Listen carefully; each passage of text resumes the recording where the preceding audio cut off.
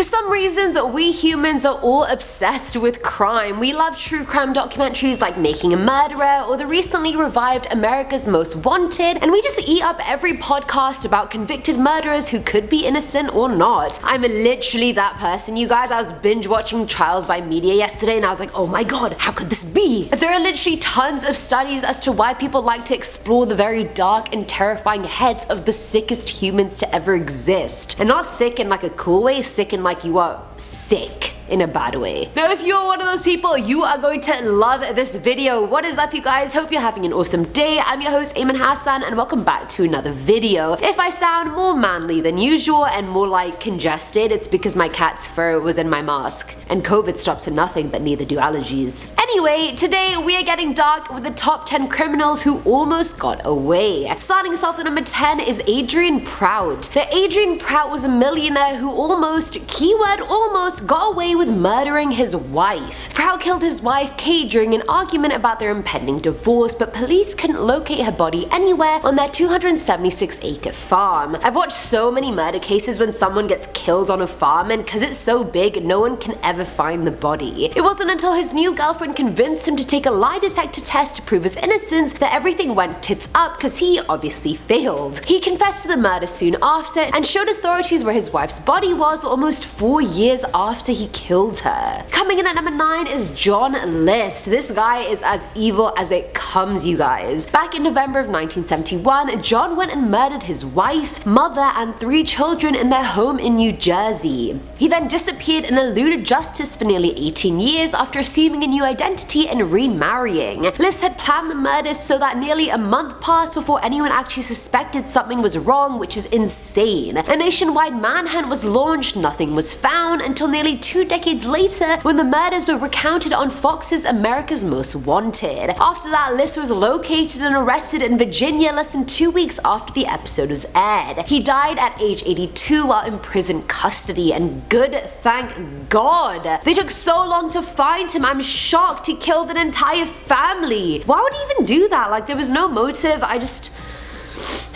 don't get it, you guys. At number 8 we have Brian David Mitchell and his wife WANDA BARZEE, which is one of the most famous kidnapping cases to date. When news broke of Elizabeth Smart's kidnapping, it sounded like a scene from a horror movie or your worst nightmare. A 14-year-old girl taken from her bedroom in the middle of the night. You guys, that was literally my biggest fear as a kid. I would be so scared someone was gonna snatch me up in the middle of the night, so imagine how scared she must have felt because it was actually happening to her. For 9 months, Smart was held captive by Brian David Mitchell and his wife WANDA BARZEE until someone called with a possible sighting of her. Smart was located just miles from her house and had been abducted from her home at knife point by Mitchell while her younger sister Mary Catherine pretended to be asleep. Honestly, what else can you do in that situation? I would also pretend to be asleep and then either scream or run to my parents and be like, let's save her before they're too far away. Now Mitchell, who claimed to be a religious preacher, held Smart at a camp in the woods with BARZEE. During her captivity, Smart accompanied her captors in public on various occasions and went largely unrecognized by those she came in contact with. They dressed her in full head-to-toe covering to make it hard to identify her. To keep Smart from escaping, she was shackled to a tree with a metal cable, which allowed her limited mobility outside of the tent that she lived in. During her captivity, she was forced to take a new name, and she chose the name Esther after Esther of the Old Testament. It was later revealed during court testimony that Mitchell repeatedly raped Smart, sometimes multiple times a day, forced her to look at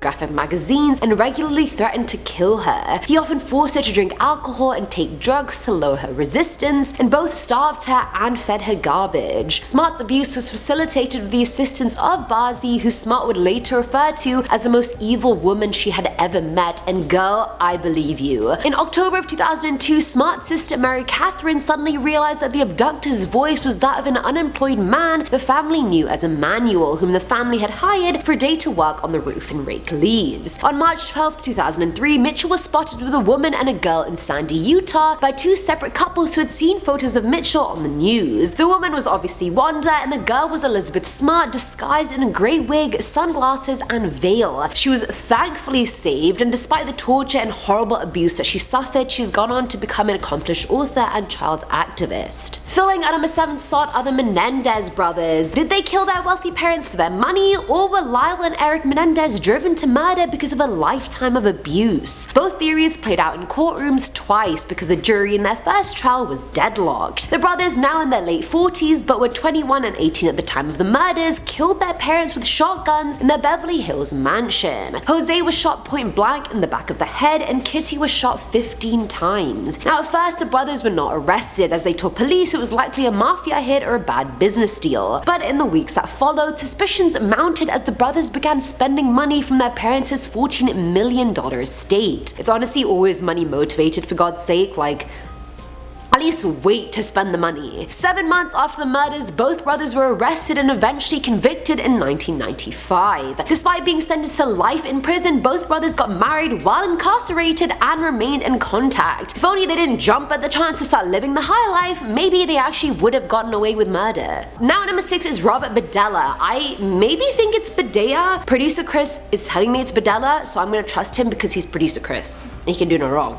During the late 80s, Robert BERDELLA tortured and killed 6 men, chopped their bodies into small pieces, and stuffed their remains into dog food bags, according to the New York Daily News. He also kept detailed notes on each of his victims, which later helped investigators prove he committed the murders. BERDELLA almost got away with it all had it not been for his 7th would-be victim, 22-year-old Christopher Bryson, who managed to escape from the 2nd floor of BERDELLA's home. Honestly, it's always the very narcissistic killers that keep notes on their victims and take pictures with their victims that end up just being their downfall. Now, Robert was originally charged with sexual assault, but after police obtained a search warrant, they found human remains and other wallets of his other victims. He was sentenced to life imprisonment and died of a heart attack in jail in 1992. And boy, you deserved it.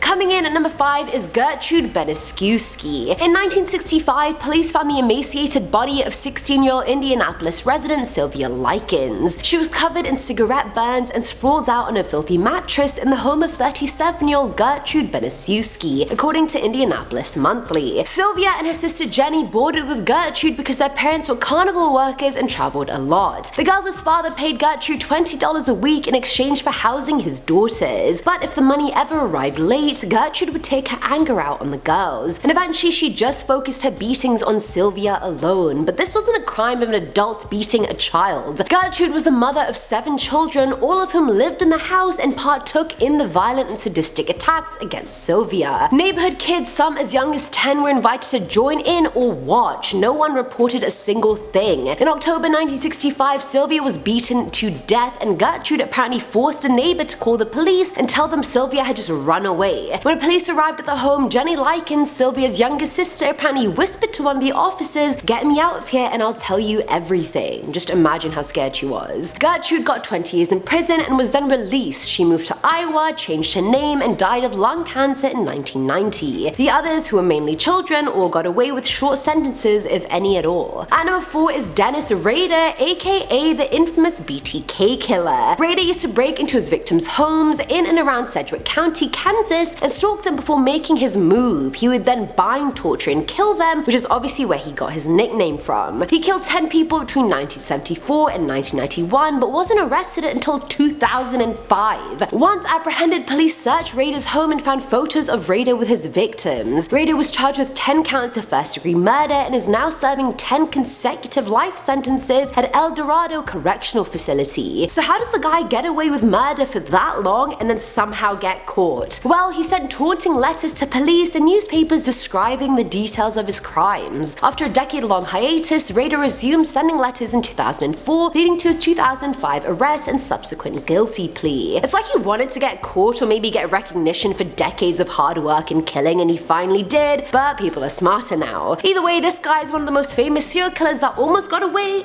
but did not. Filling on number 3 slot is Joseph James DeAngelo, aka the Golden State Killer. In 2018, a DNA match tied a former police officer to some of the crimes attributed to a California serial killer believed to have been behind at least 12 homicides and 45 rapes in the 1970s and 80s. 72-year-old Joseph James DeAngelo was fired from the Auburn Police Department and then arrested after a DNA sample came back as a match to the Golden State Killer. Just imagine how shocked his colleagues were, like, Joseph. How could you do this? He has been linked to a total of more than 175 crimes between 1976 and 1986. Officials said Mr. DeAngelo had been arrested on suspicion of committing 4 killings in Sacramento and Ventura counties and charged with 2 counts of murder in the Ventura case. Mr. DeAngelo was fired from the Auburn Police Department in 1979 after he was arrested for stealing a can of dog repellent and a hammer from a drugstore. Because of the era that he committed these crimes, DNA evidence didn't really even exist yet, but thankfully evidence which contained DNA had been collected and stored for years for this very moment. Now at number 2 is Donnie Rudd. This one is pretty crazy. Just a month after 31-year-old Donnie Rudd married 19-year-old Noreen Kumeta Rudd, the teenager was found dead on a country road. She left behind $120,000 in life insurance benefits to her husband, who wasted no time in moving in with another woman. Rudd, who prosecutors say used his upstanding reputation to convince authorities that 47 years ago that the crash that killed his wife was an accident, had been convicted of first-degree murder. On Monday, July 2nd, 2018, a Cook County jury found Rudd guilty of murder in the 1973 death of Noreen Kumeta Rudd in Barrington Hills, about 40 miles northwest of Chicago. So hold on, let's just do the math here, you know, like carry the one.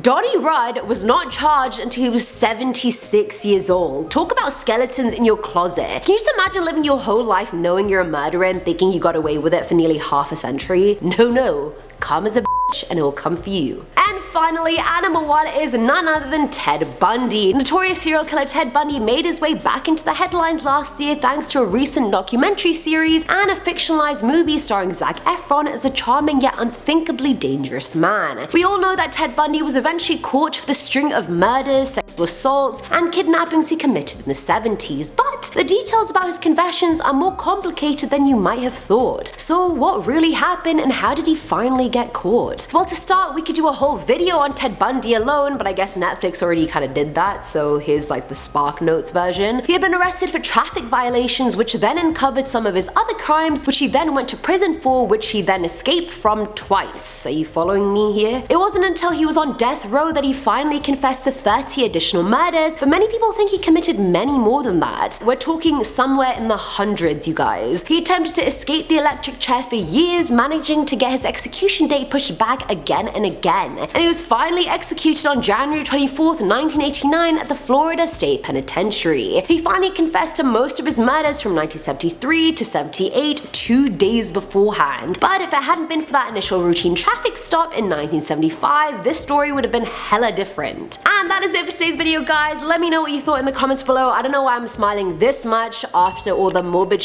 that I just said, but you know, it is what it is. As always, I've been your host, Eamon Hassan, and I'll catch you in the next one. Bye! And not sick in like a cool way, sick in like you are sick in a bad way. Oh, what a great explanation, Eamon. When news broke of Elizabeth Your kidnapping's not funny, just FYI. In 1965, police found the emaciated in 1965, police found the in 1985, that's not even the in oopsies. Sylvia and her sister Cynthia. I didn't know you were here. Guys, Jack just walked in. I'm small and scared. Sorry, Cynthia's the name of my hairdresser. I don't know why I'm thinking of her right now. Okay, calm down. 72-year-old 72-year-old James, nope, 72-year-old, stop!